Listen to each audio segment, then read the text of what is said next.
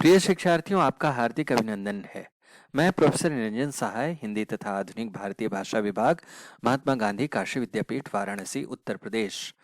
पाठचर्या के केंद्र में भाषा के अंतर्गत शामिल एक अत्यंत महत्वपूर्ण पक्ष बहुभाषिकता, संसाधन और रणनीति पर आपसे अपने विचार साझा करने जा रहा हूं। मुझे भरोसा है कि आज की बातचीत के बाद आप इस विषय पर अपनी समझ साफ कर लेंगे। इस विषय पर बातचीत करने के पहले कुछ सवालों से हम रूबरू हों। आइए पहले उन सवालों पर एक नज़र डालें। बहुभाषिकता का क्या कोई शिक्षाई संदर्भ है? यदि ऐसे संदर्भ हैं तो उनकी पड़ताल भी ज़रूरी है। आइए कुछ संभावित संदर्भों पर एक नज़र डालें।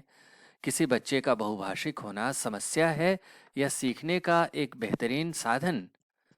जनजातीय यानी आदिवासी या आर्थिक रूप से कमजोर विद्यार्थी की संकल्पनात्मक समझ या अवधारणात्मक समझ न बन पाने का कारण क्या केवल समझ के कौशल का न होना है या उनका अपने शिक्षक से संवाद न कायम हो पाना है?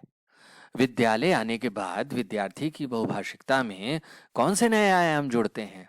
इन संदर्भों से परिचय का विस्तार भाषा शिक्षण के अनेक सरोकारों से हमें समृद्ध करता है। जरा सोचिए, आप कितनी भाषाओं में बात कर सकते हैं? संभव है आप भोजपुरी, हिंदी, मेवाड़ी, बांग्ला, मारवाड़ी, अंग्रेजी, गुजराती जैसी अनेक भाषाओं में अपने भाव प्रकट करते हों। यह भी संभव है कि आप अनेक ऐसे गाने गाते हों जिनमें सहज ही पंजाबी, मराठी या अन्य भाषाओं के शब्द बड़ी सहजता से आ जाते हों। यानी आप स्वभावतः बहुभाषिक हैं। दरअसल बहुभाषिकता हमारी कमजोरी नहीं, ताकत है। इस ताकत का बेहतरीन शिक्षण शास्त्रीय उपयोग संभव है। ज्ञान की जो पारंपरिक समझ होती है उसके मुताबिक भाषा के तो दो ही खाने हैं। एक वह जिसे हम शुद्ध या मानक भाषा कहते हैं और जिनमें किताबें लिखी जाती हैं। दूसरी वह जिसे हर कदम पर अशुद्ध की संज्ञा दी जाती है। जबकि सच्चाई यह है कि जिसे हम मानक भाषा कहते हैं उसके बारे में हमारी समझ एकदम सतही होती है। जो भाषा हम लिखते हैं या बोलते हैं उसकी जड़ें विभिन्न समुदायों की अनेक भाषाओं की स्मृतियों का हिस्सा होती हैं। ऐसे में भाषा के लचीलेपन और बहुरूपा स्वभाव को संवेदनशीलता से समझने की जरूरत है। विभिन्न जातीय और सामुदायिक स्मृतियां भाषाओं के माध्यम से ही तो प्रकट होती हैं। कहना न होगा, कक्षा में अध्यापन के सिलसिले में यही बहुभाषिकता, जिसकी सचेत चेतना जरूरी है, पाठ की अवधारणात्मक और संकल्पनात्मक समझ को सरलता और सुगमता से प्रकट करने में सहायक होती है। आइए भारत की बहुभाषिक स्थितियों पर एक नज़र डाल लें। हमारे देश में अनेक भाषाएं व्यवहार में लाई जाती हैं। 2001 की जनगणना रिपोर्ट के मुताबिक भारत के 28 राज्यों और 7 केंद्र शासित प्रदेशों में 5 भाषा परिवारों, भारोपीय, द्रविड़, मुंडा या आस्ट्रिक और तिब्बती चीनी परिवार और अंडमानी परिवार की 234 मातृभाषाएं और 100 वर्गीकृत भाषाएं और 10 लिपियां हैं। जाहिर है ऐसे बहुभाषिक देश में निश्चित तौर पर भाषा का सवाल बेहद संश्लिष्ट है। किसी एक ही भाषा के भीतर भी विविधताएं हैं। जैसे हिंदी को ही लीजिए, असल में हिंदी बहुरूपा है। संपर्क भाषा, राजभाषा, प्रयोजन मूलक भाषा, शिक्षाई हिंदी, अंतर्राष्ट्रीय भाषा, ज्ञान की भाषा, वाणिज्य व्यवसाय की भाषा के रूप जैसे संदर्भों से हम हिंदी की पहचान बखूबी कर सकते हैं। हिंदी अन्य भारतीय भाषाओं के संपर्क में विभिन्न रूपों में विकसित हुई, जो एक अर्थ में जनतांत्रिक विकास की विशिष्ट कसौटी कही जा सकती है। गुजराती के संपर्क में हिंदी का एक रूप अलग ढंग से निखरता है। दूसरी तरफ बांग्ला, असमिया, उड़िया के संपर्क में विकसित होने वाली हिंदी का स्वरूप अलग है। तो पंजाबी, डोगरी जैसी पश्चिमोत्तर भाषाओं के संपर्क की हिंदी का नया रूप अन्य ढंग से विशिष्ट है।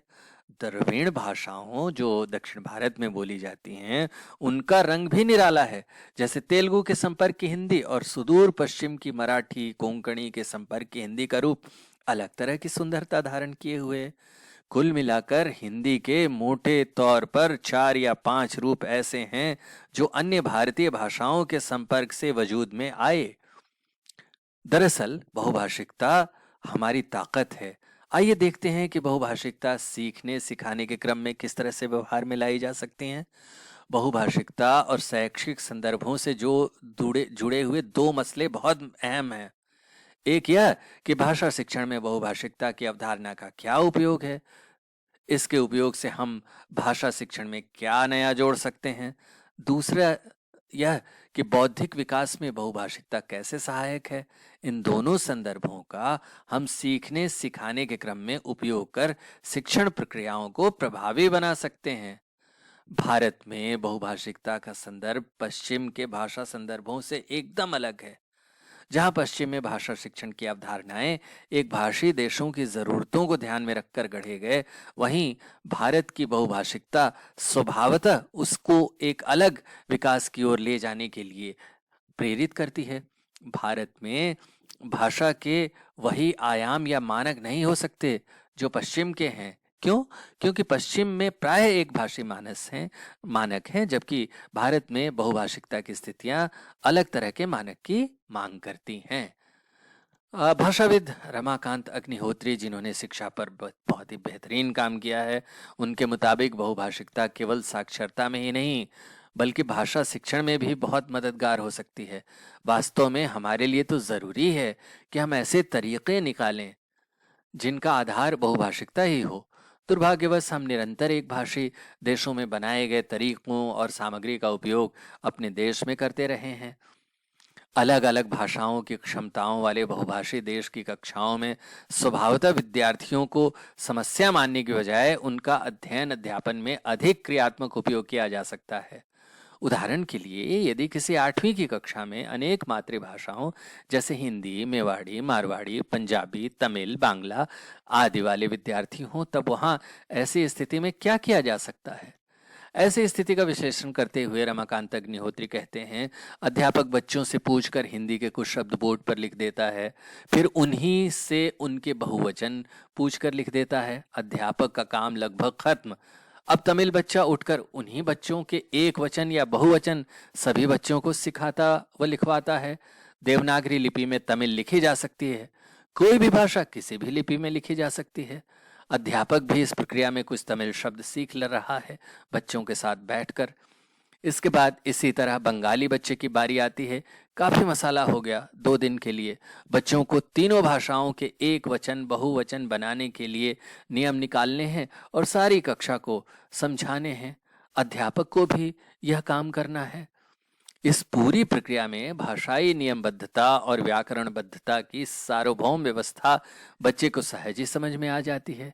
इतना ही नहीं, बच्चे को यह भी समझ में बात आ जाती है कि जितनी हिंदी व्याकरणबद्ध भाषा है, उतनी ही तमिल और बांग्ला भी और मारवाड़ी या मेवाड़ी भी। भाषाओं की समरूपता और अंतरों को भी बच्चे पहचानने लगते हैं। बच्चे या बच्ची की समझ वैज्ञानिक मानदंडों के मुताबिक विकसित होती है। उसी तरह बहुभाषिकता का इस्तेमाल ज्ञान के प्रसार में भी होता है। कल्पना कीजिए, कोई अध्यापक या अध्यापिका किसी ऐसे इलाके में पहुंच जाता है जहां के विद्यार्थियों की भाषा संपदा में ज्ञान के अनेक मानक शब्द नहीं हैं। आइए एक उदाहरण के माध्यम से इसे और भी विस्तार से समझें। उत्तर प्रदेश के हाथरस के अभिषेक जी की नियुक्ति बांसवाड़ा जिले के गांव में हो गई। अभिषेक जी छोटे छोटे बच्चों के साथ घुल मिल गए थे। जहां भी भाषा की परेशानी खड़ी होती, वे स्थानीय भाषा वागड़ी में समझकर समझाने का प्रयास करते। अतः वे बच्चों के प्रिय माँ साहब थे। एक दिन वे 5वीं कक्षा में सफलता कैसे प्राप्त की जाए, इस विषय को कहानी द्वारा समझा रहे थे। कहानी में आया कि सफलता सीढ़ी दर सीढ़ी प्राप्त की जाती है और वही सफलता टिकाऊ होती है। बच्चों ने जब कहानी में सीढ़ी दर सीढ़ी वाक्य सुना तो एक दूसरे का मुंह ताकने लगे। अभिषेक जी को बच्चों की मन स्थिति समझने में देर नहीं लगी कि बच्चे सीढ़ी दर सीढ़ी नहीं समझ पा रहे हैं। स्थानीय बोली में समझाने के लिए लालायित रहने वाले अभिषेक जी को कुछ सूझ ही नहीं रहा था कि वे कैसे समझाएं। संयोग से उसी समय वहां से विद्यालय की स्थानीय अध्यापिका नादिरा जी गुजर रही थी। नादिरा मैडम को देखते ही अभिषेक जी के चेहरे पर प्रसन्नता आ गई। चूंकि मानक हिंदी के स्थानीय पर्याय सुझाने में मैडम ने पहले भी उनका अनेक बार सहयोग किया था, लिहाजा अभिषेक जी मैडम का स्वागत करते हुए अपनी समस्या से उन्हें रूबरू कराने लगे। नादिरा मैडम ने जैसे ही कक्षा में प्रवेश किया, सभी बच्चे उनके स्वागत में खड़े हो गए। मैडम ने बच्चों को बैठने का संकेत किया और बच्चे की तरफ मुखातिब होते हुए कहा, बच्चों, छत पर चढ़ने के लिए किसका प्रयोग करते हैं? एक बच्चा बोला, ऋणी। नादिरा मैडम बोलने लगी, ऋणी तो लकड़ी की होती है। हाँ, उसी में जिस पर पैर रखकर ऊपर चढ़ते हैं उसे, तथा पक्के जीने में जिस पर पैर रखकर चढ़ते हैं उसे क्या कहते हैं? एक बच्चा ने कहा, पक्तियां। नादिरा मैडम, हाँ बच्चों, वही तो। अनेक बच्चों ने एक साथ पूछा, मतलब? नादिरा मैडम ने कहा, मतलब कि पंक्तियां को ही सीढ़ी कहते हैं। बच्चे, अच्छा ऐसा है क्या? अभिषेक और नादिरा मैडम, हाँ बच्चों, ऐसा उन्होंने कहा। बच्चों ने जब पंक्तियां के पर्याय के रूप में सीढ़ी शब्द को देखा, तब उन्हें कहानी बखूबी समझ में आ गई। कहना न होगा, फिर अभिषेक जी चैन की सांस ली अभिषेक जी ने और नादिरा मैडम को शुक्रिया अदा किया। उसी तरह अनेक जो उदाहरण हैं, केवल हिंदी की कक्षाओं में नहीं, विज्ञान की कक्षाओं में भी इस तरह के उदाहरण मिल जाते हैं। जैसे मान लीजिए कि कोई अध्यापक या अध्यापिका गणित या विज्ञान पढ़ाता है, तो अब गणित और विज्ञान पढ़ाते हुए अनेक ऐसे अवधारणात्मक शब्द आते हैं जिनके लिए यह ज़रूरी होता है कि अध्यापक या अध्यापिका उसके स्थानीय पर्याय को समझाएं। जैसे त्रिभुज एक शब्द है, अब त्रिभुज समझाने में दिक्कत हो सकती है, चतुर्भुज समझाने में दिक्कत हो सकती है, पंचभुज समझाने में दिक्कत हो सकती है। तो 3 खूंटियां त्रिभुज के लिए, चतुर्भुज के लिए 4 खूंटियों, पंचभुज के लिए 5 खूंटियों, इस तरह के प्रयोग करके जो त्रिभुज, चतुर्भुज और पंचभुज के समझ है उसकी साफ की जा सकती है। यानी इस पारिभाषिक शब्दावली का स्थानीय भाषा में उपयोग करते हुए उसकी अवधारणात्मक और संकल्पनात्मक समझ को समझाई जा सकती है। तो केवल हिंदी की कक्षा ही नहीं, बल्कि विज्ञान और गणित की कक्षा में भी इस मानक का उपयोग करके बेहतरीन कक्षाई स्थितियों को संभव किया जा सकता है। बहुभाषिकता के बारे में ये सारे संदर्भ क्या बताते हैं? ये बताते हैं संदर्भ कि इनका बेहतर शिक्षण शास्त्रीय उपयोग संभव है, लेकिन इन संदर्भों पर बातचीत करते हुए हमें अपनी समझ एक और तरीके से बिल्कुल साफ कर लेनी चाहिए। वह यह कि एक तो यह कि बहुभाषिकता की स्वीकृति विद्यार्थी की भाषा की स्वीकृति है, यानी किसी बच्चे की स्थानीय भाषा की स्वीकृति आप विद्यालय में करते हैं, तब इसका मतलब होता है कि उस बच्चे की अस्मिता का स्वीकार, उसके परिवेश का स्वीकार, उसके अतीत का स्वीकार, उसके विकास होने की प्रक्रियाओं का स्वीकार। और जैसे ही हम इस स्वीकार को संभव करते हैं, कोई अध्यापक है, अध्यापिका इसे संभव करते हैं या करती हैं, तब होता यह है कि उसे अपनी अवधारणात्मक और संकल्पनात्मक समझ विकसित करने में एक आत्मीय माहौल विद्यालय की परिधि के अंदर या कक्षाई परिधि के अंदर आसानी से उपलब्ध होता है। तो एक तो यह कि बहुभाषिकता की स्वीकृति विद्यार्थी की भाषा की स्वीकृति है। जब बच्ची की भाषा का स्वीकार कक्षा या विद्यालय की अधिगम प्रक्रिया में होता है, तब वे मुखर होते हैं, वे कक्षा में खुद को सहज महसूस करते हैं, साथ ही उनका आत्मविश्वास भी बढ़ता है। एक बात और समझ लेनी चाहिए कि हर भाषा की अपनी विरासत और चुनौतियां हैं। हमें प्रत्येक भाषा की खूबियों, सीमाओं को समझते हुए उनके प्रति प्यार और सम्मान का भाव विकसित करना चाहिए। इससे हमारी शिक्षण विधियां कारगर और प्रभावी होती हैं।